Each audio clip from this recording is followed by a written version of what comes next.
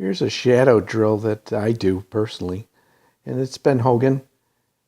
He used to use this drill all the time. He gets the ball in his shadow, but there's a lot more to it than that.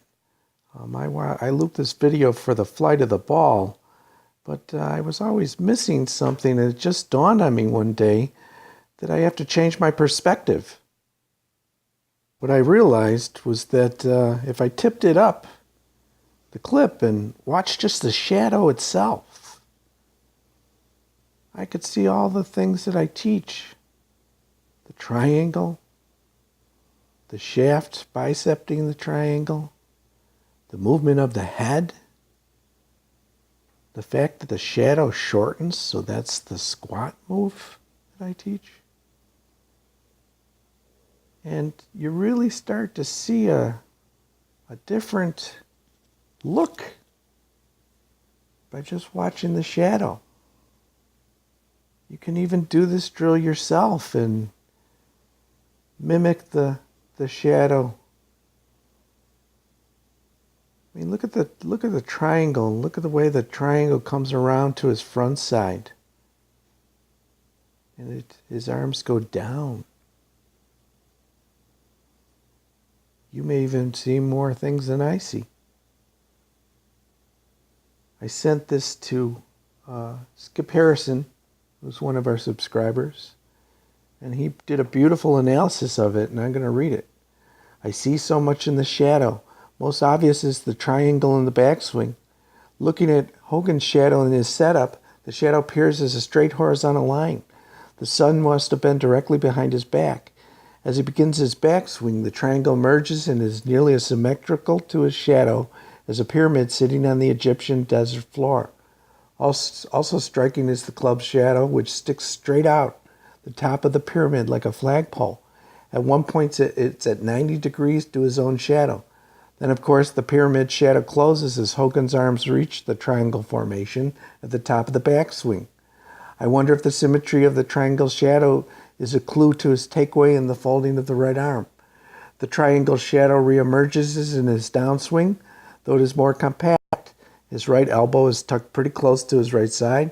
At impact, Hogan's shadow is once again straight and narrow. However, it shortens a few inches, which I interpret as either Hogan is squatting slightly or even bending. The triangle shadow emerges once more very briefly down low and to the left, only to disappear again into Hogan's shadow at the top of his backswing, at which his arms form the triangle. This would indicate to me that his hands stay in front of his body through impact and do not extend down the target line at follow-through. Also noted was the general stability of Hogan's shadow throughout the whole swing. There appeared to be no swing and no perceptible lateral motion of his knees. His finish is pretty high with his left arm out nearly 90 degrees from his body. Okay, that's pretty much what I see. I admit I'm no swing expert, and Skip, I don't agree with that. Hogan has maintained the integrity of the triangle throughout his entire swing from address to finish. When I consciously maintain the triangle throughout my swing, I am hitting the ball long, high, and straight on the line climbing trajectory. The flight is not a simple arc, nor is it a rainbow. The ball climbs on an aggressive, almost tangential trajectory until it reaches its apex and then it falls. Well, that's pretty accurate, Skip. I mean, everything that you said is true, and it's just a wonderful analysis of what I'm trying to show here.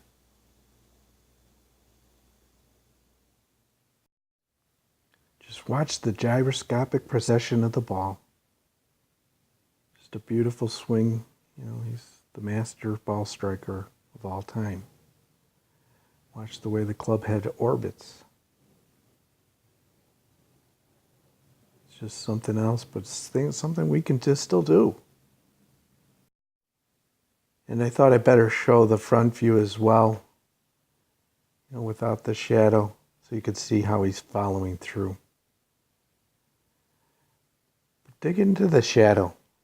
You know, really watch this clip, and you can pick up a lot of clues as to how to strike the ball like that and put that spin on it.